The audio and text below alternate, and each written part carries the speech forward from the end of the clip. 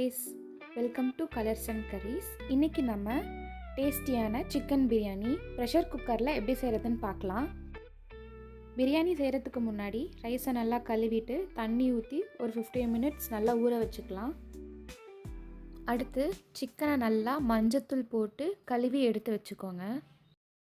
பிரியாணி செய்கிறதுக்கு 2 பெரிய வெங்காயத்தை நீட்டாக கட் பண்ணி வச்சுக்கலாம்.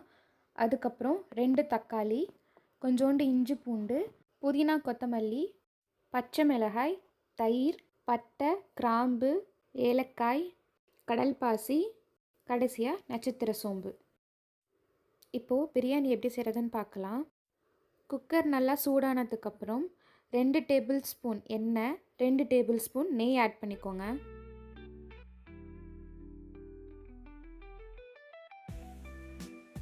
நெய் நல்லா உருகுனதுக்கப்புறம் இதில் பட்டை கிராம்பு சேர்த்துக்கலாம். அடுத்து நறுக்கி வச்ச வெங்காயம் சேர்த்துக்கலாம்.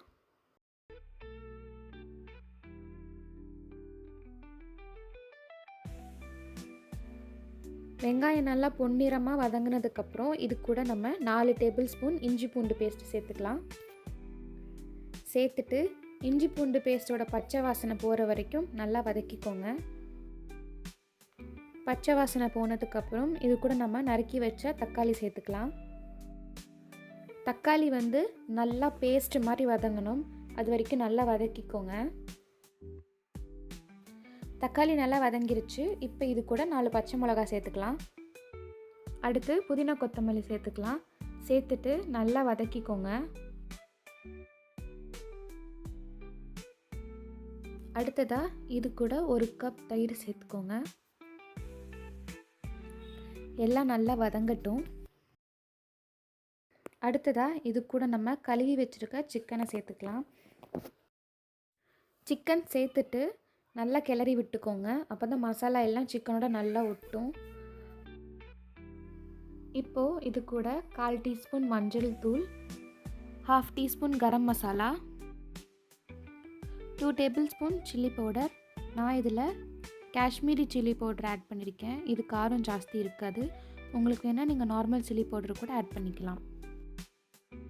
மசாலாலாம் நல்லா சேர்கிற மாதிரி நல்லா கிண்டிக்கோங்க.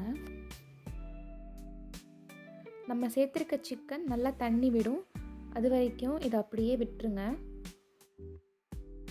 அப்பப்போ அடி பிடிக்காமல் இருக்கிறதுக்கு லைட்டாக கிளறி மட்டும் விட்டுக்கோங்க. சிக்கன் நல்லா தண்ணி விட்டு எண்ணெய்லாம் நல்லா பிரிஞ்சு வந்துருச்சு. இந்த ஸ்டேஜில் நம்ம தண்ணி ஆட் பண்ணிக்கலாம்.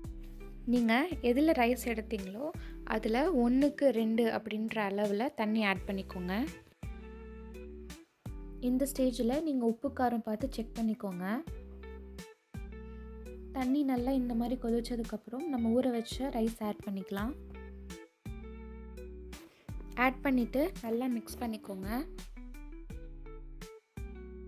அரிசி ஆட் பண்ணி ஒரு கொதி வந்ததுக்கப்புறம் இது கூட நம்ம 1/2 லெமன் புழிஞ்சு சேர்த்துக்கலாம்.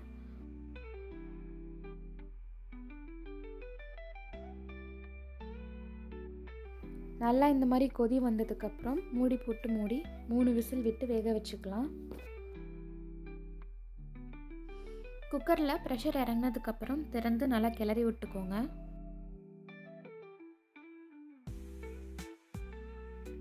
அவ்வளோதான் கைஸ், நம்மளோட டேஸ்டியான சிக்கன் பிரியாணி ரெடி ஆகிடுச்சு. நீங்களும் உங்கள் வீட்டில் செஞ்சுட்டு எப்படி இருந்துச்சுன்னு மறக்காமல் கமெண்ட் செக்ஷனில் சொல்லுங்கள். அடுத்த வீடியோவில் பார்ப்போம். டாட்டா பாய்.